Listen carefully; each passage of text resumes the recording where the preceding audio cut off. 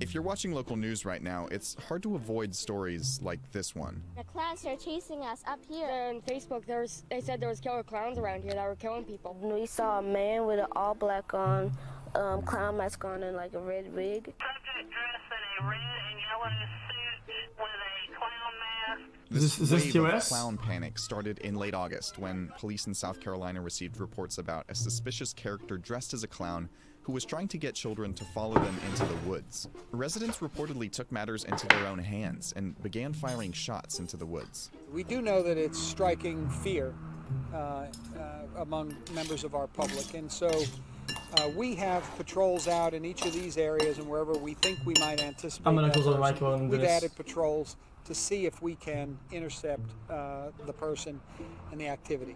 And since then, police around the country have been inundated with complaints about clown sightings and prank calls falsely reporting sightings, and residents in some communities are asking if they're allowed to shoot clowns on sight. No, you're under arrest for disorderly conduct. I was not scaring nobody. I promise you. How do we get 911 call?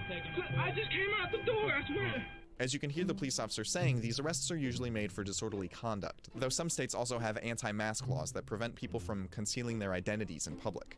The consequences of these copycat pranks are playing out in a very real way. Schools in several states have been put on lockdown after threats from people posing as clowns on social media and word-of-mouth reports of clown sightings. On top of that, one student in Georgia was arrested for bringing a knife to school to defend herself against clowns, and another in Virginia was arrested for posting a request on social media for a clown to kill her teacher.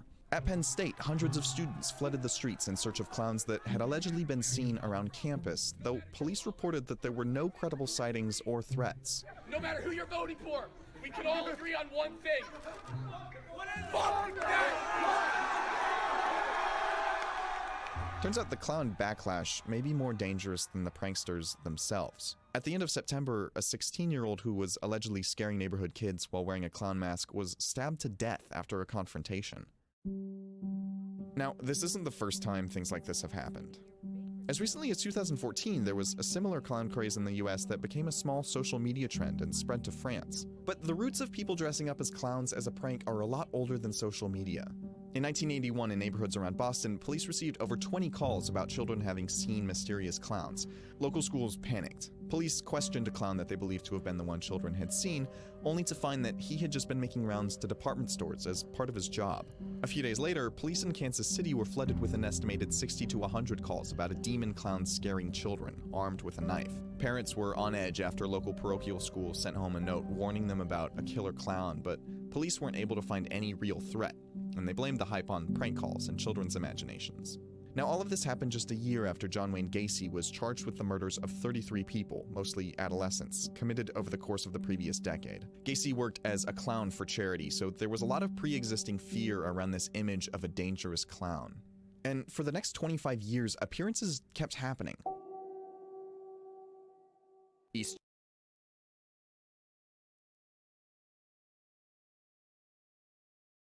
Chicago in 1991, Washington, D.C. in 19...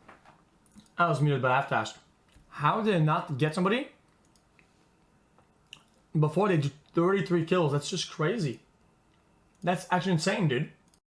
1994, South Brunswick in 1997. When you think about what first made people afraid of clowns, it's tempting to pin it to Gacy or movies like It and Poltergeist and Killer Clowns from Outer Space. But to understand how clowns gained the dark associations that they have today, you have to go back to the British Regency era, back when a clown named Joseph Grimaldi was the most popular entertainer in England. If you look at the costumes that he wore, you can see how he invented a lot of the classic clown look as we know it today. So everyone just say he's a sociopath. Dude, I'm pretty sure the difference between sociopath and psychopath are very distinct, and you can't lump them in one bowl, dude. The colorful hair, the extravagant clothes, the white face makeup. But Grimaldi rose to stardom at a time when what it meant to be famous in pop culture was changing. An interest in celebrity culture began to emerge. You know, people were interested in the personal lives of people that they saw in public. So being a public person was no longer enough. People wanted to know about the private individual and the secret and potentially scandalous aspects of their private life. And that private life had a dark side. Grimaldi suffered from depression and alcoholism. When he was first starting out as a writer, Charles Dickens edited Grimaldi's memoirs, and later immortalized a version of that disturbed clown character in his first novel, The Pickwick Papers. The image stuck, even though entertainment went through some major changes.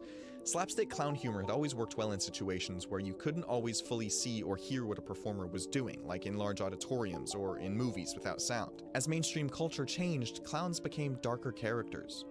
Think of a wildly popular clown who's very highly visible in popular culture.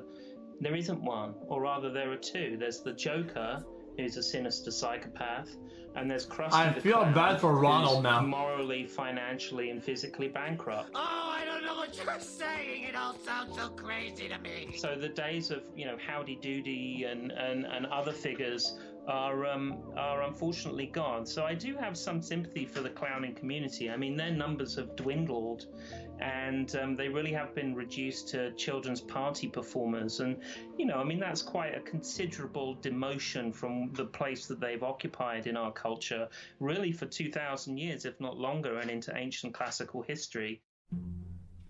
So we want to encourage people who may be inclined to dress in clown outfits not to do it, and to avoid doing it at all. A lot of police statements have made sure to clarify that these aren't real clowns, they're people dressed as clowns. And while that might sound like a silly distinction, it's actually really important for the professional clowning community. It does frustrate us because we work very hard at our art form and we take it very seriously. It brings clowning a bad light as a profession. Traditional professional clowning is in a rough spot. Membership in the World Clown Association, which is the nation's biggest trade group for clowns, reportedly dropped from about 3,500 in 2004 to 2,500 in 2014. And since the latest wave of sightings, many professional clowns are afraid to make public appearances. Some have even canceled events out of fear for their own safety. I'm more afraid for the clown than I am for, the citizens, because pretty much everybody down here got guns.